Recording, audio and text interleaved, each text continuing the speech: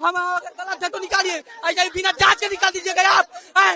कौन क्या किया है हमको क्या पता चला, हम पढ़ के आए हैं, पढ़ के आए हैं हम। क्या भूचाल होगा, पूरा झारखंड में भूचाल आएगा। मेरा पूरा फैमिली मीडिया के साथ भीड़ के द्वारा यहाँ पर दबाव बनाया गया, उसके आधार पर नहीं लिया गया। सर क्या उस बेवकूफ लोगों को जिनका कुछ उनके पास एक मुद्दा ही नहीं है, अगर मांग ही रखते तो उन्हें 18 अगस्त की रात को झारखंड में सरकारी नौकरी की तैयारी कर रहे हजारों छात्रों के लिए एक बड़ा फैसला आया। इसके एसएससी सीजीएल कैंसिल होने के बाद 2014 से अब तक की 45 भर्ती परीक्षाएं प्रभावित हुई। सरकार ने झटके में 22 भर्ती परीक्षाएं रद्द कर दी, 6 परीक्षाओं को आगे बढ़ा दिया। इनमें Jharkhand public service commission JPSC और प्राइवेट एजेंसी टीडीपीएल द्वारा आयोजित कई बड़ी परीक्षाएं शामिल हैं। यानी मामला सिर्फ एक परीक्षा तक सीमित नहीं है, इसका असर उन उम्मीदवारों पर भी पड़ सकता है जो इन परीक्षाओं के जरिए नौकरी पा चुके हैं। इनमें कई डिप्टी सुपरिटेंडेंट ऑफ पुलिस यानी डीएसपी और सब डिविजनल अफसर यानी एसडीएम जैसे बड़े अफसर भी शामिल हो सकते हैं। Drug inspector, assistant professor, deputy collector, civil जज और असिस्टेंट इंजीनियर जैसे पदों की परीक्षाएं भी इस लिस्ट में शामिल है। आखिर सरकार को एक साथ 22 भर्ती परीक्षा रद्द करने का फैसला क्यों लेना पड़ा? टीडीपीएल क्या है? इन परीक्षाओं को लेकर किस तरह के सवाल उठे? और सबसे बड़ा सवाल, जिन उम्मीदवारों का सिलेक्शन हो चुका है अब उनका क्या होगा? चलिए पूरी कहानी समझते हैं। जय हिंद, मैं राहुल पांडे। झारखंड में सरकारी नौकरी की तैयारी कर रहे छात्रों के लिए 18 अगस्त का दिन कई सवाल छोड़ गया। सरकार ने देर रात एक के बाद एक 8 नोटिफिकेशन जारी किए।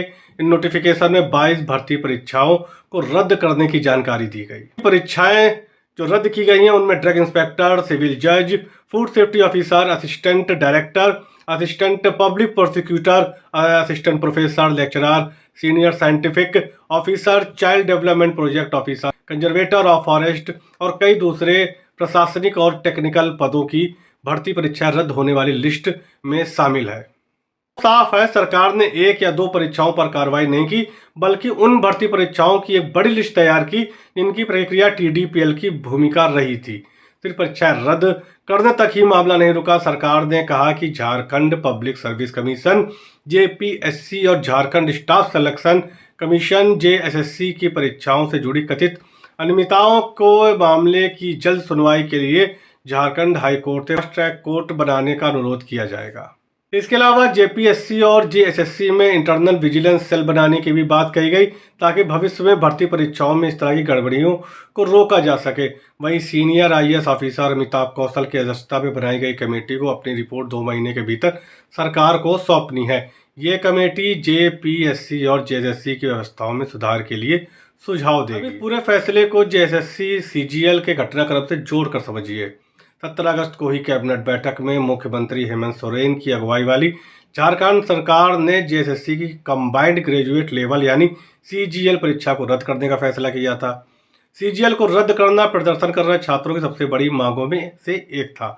सरकार ने टीडीपीएल एजेंसी के जरिए कराई सभी परीक्षाओं और उन परीक्षाओं के जारी किए गए नतीजों को भी रद्द करने का फैसला लिया। यानी जिस मुद्दे को लेकर सरकार कई दिनों से सड़क पर थे, सरकार ने उस पर बड़ा फैसला ले लिया। टीडीपीएल क्या है? टीडीपीएल यानी TSR data processing private limited एक प्राइवेट कंपनी है। टीडीपीएल को झारखंड में कई सरकारी भर्ती परीक्षाओं को आयोजित करने का काम दिया गया है।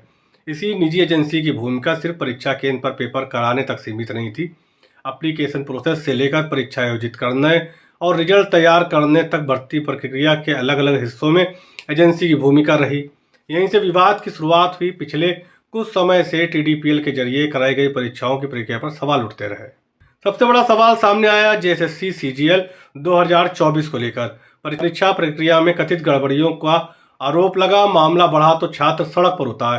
प्रदर्शन लगातार चलता रहा। करीब 24 दिन तक छात्र आंदोलन करते रहे। मामले में सीआईडी की भी एंट्री हुई और जांच आगे बढ़ी। आखिरकार 17 अगस्त को सरकार ने जेएसएससी सीजीएल रद्द करने का ऐलान कर दिया।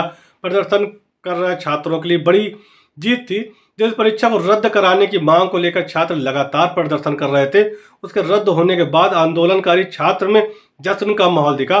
16 दिन से भूख हड़ताल पर बैठे छात्र नेता देवेंद्र नाथ महतो ने भी अपना अनशन खत्म कर दिया। लेकिन कहानी यहीं खत्म नहीं हुई, क्योंकि एक दूसरा पक्ष भी सामने आया। जिन उम्मीदवारों का इसी भर्ती प्रक्रिया के जरिए सिलेक्शन हो चुका था और जिनकी पोस्टिंग तक हो गई थी, अब उनके सामने अपनी नौकरी बचाने का सवाल है। इन चयनित उम्मीदवारों ने सरकार के फैसले का विरोध करना शुरू कर दिया और उन्होंने भी प्रदर्शन चालू कर दिया। उनका सवाल है कि अगर सीआईडी की जांच में पेपर लीक नहीं होने की बात सामने आई तो फिर पूरी परीक्षा रद्द क्यों की गई।